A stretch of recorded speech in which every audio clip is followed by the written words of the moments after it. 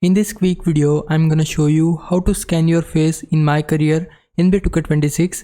If you wanna scan your face in myCareer, start by pressing the menu button on Xbox or the options button on PlayStation to open the main menu. From there, switch to My Player tab and go to Appearance.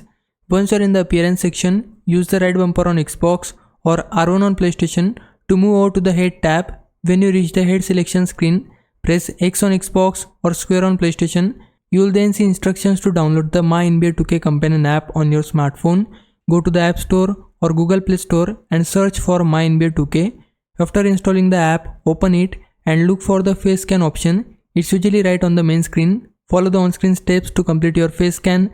Once it's done, return to the game and press A on Xbox or cross on PlayStation to check for your face scan data. If it's successfully uploaded to your account, your scanned face will automatically appear on your My Player. And this is the process. Now if I was a big help, can you like this video and subscribe my channel. For now, thanks for watching. Bye bye.